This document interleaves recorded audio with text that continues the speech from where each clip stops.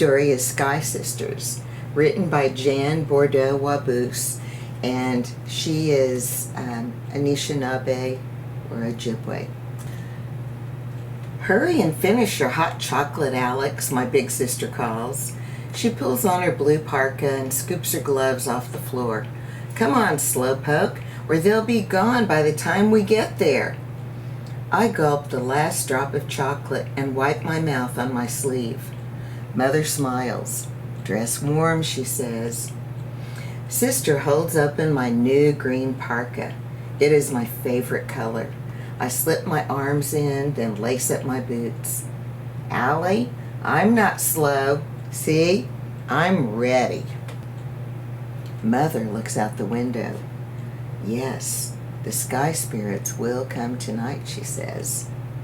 "Let's go," I shout, and I race to the door. Mother calls after me. "Alex, remember to listen to Allie."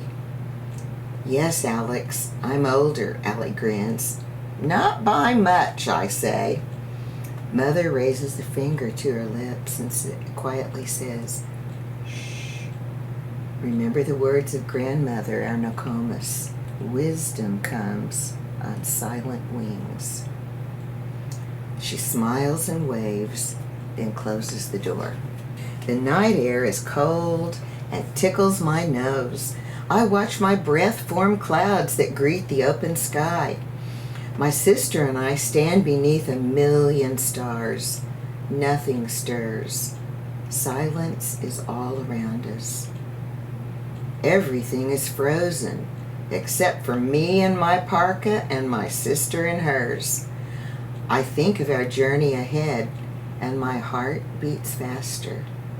I am filled with excitement, and I wonder how quiet I can be. My sister's soft words break my thoughts. "Keep warm, Nishnawbe." She calls me this to remind me that I am the little sister. She reaches over, flips up my hood, and tucks my pink scarf around my face. Then she snuggles behind her own warm scarf. "We might have a long wait tonight," she says, as she creates a trail ahead of me through the blanket of snow. "How long?" I call out. She does not answer my question, but turns to me and says, "Shh, Nishnawbe, whisper when you speak." She raises a purple-gloved finger to her lips. "Okay, Nimise." I form the words but make no sound. Our boots leave big holes in the snow as we head in the direction of Coyote Hill.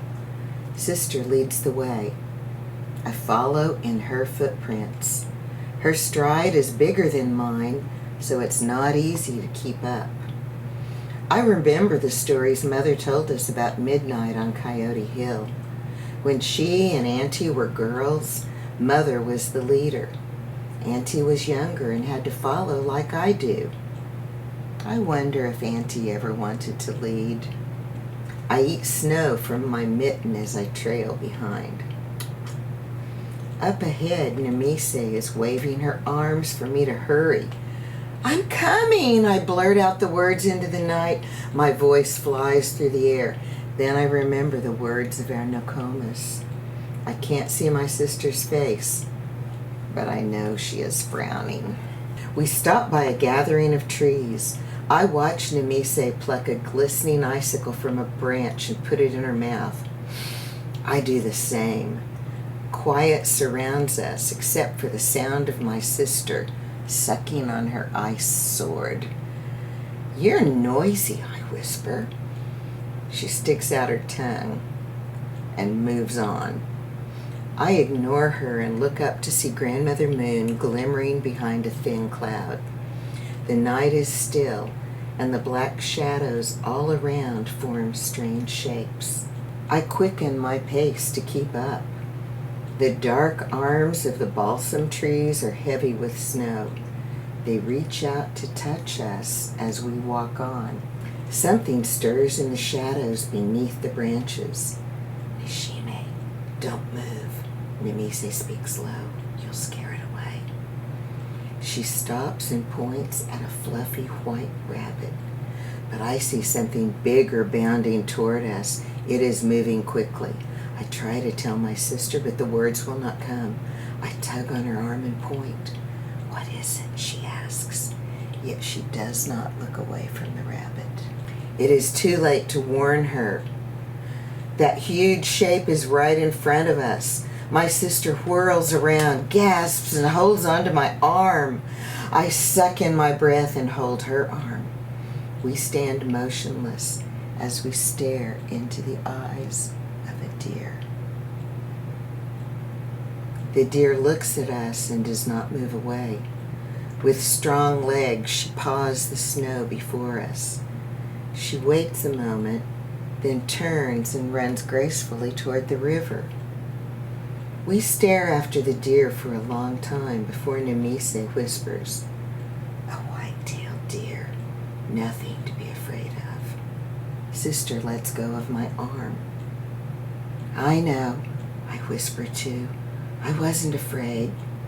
I let go of her arm and smile. She smiles back. We hold hands and run toward Coyote Hill. The closer we get, the more it looks like a big white bear. When we reach the hill, Nishnawbe says, "It's steep. Let me pull you up." It is not that steep, but I like my big sister pulling me up. I pretend she is a team of huskies as she climbs higher with me in tow. "Faster, faster," I try to call out gently, and I begin to giggle. Nishnawbe stops and says, "It's your turn to pull me." "No, it's not. It's my turn to be the leader, though." "Follow me," I shout. I run past her as fast as I can to the top of the hill. "Nishnawbe, whisper when you speak." Sister's words chase behind me. We can see our north country for miles from Coyote Hill. The wind is strong up here. Icy fingers pull at my warm green parka. A snow cloud hides Grandmother Moon, and delicate snowflakes begin to sprinkle down to us. My sister opens her arms and reaches for the sky, trying to gather as many flakes as she can. I too reach my arms to the sky to gather my share. She leans over and speaks.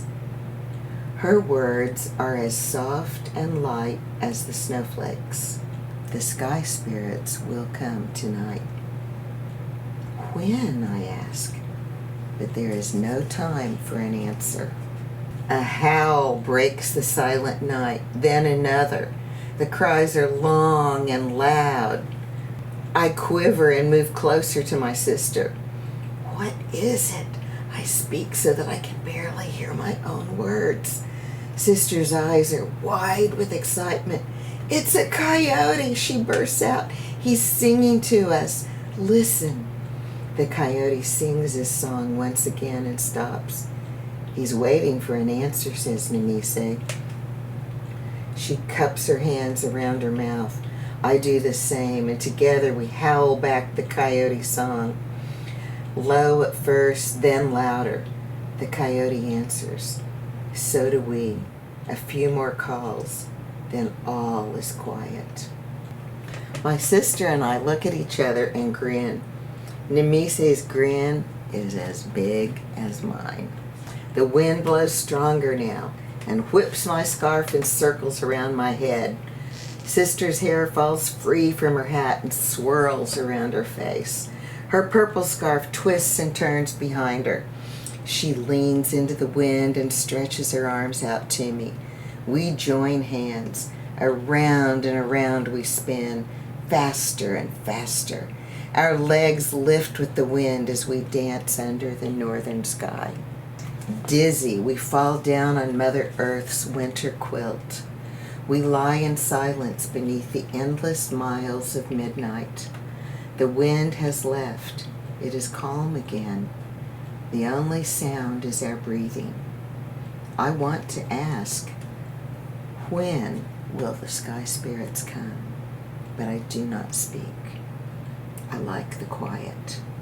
I see the Little Dipper. and follow it with my mittened hand. Nemise traces the Big Dipper.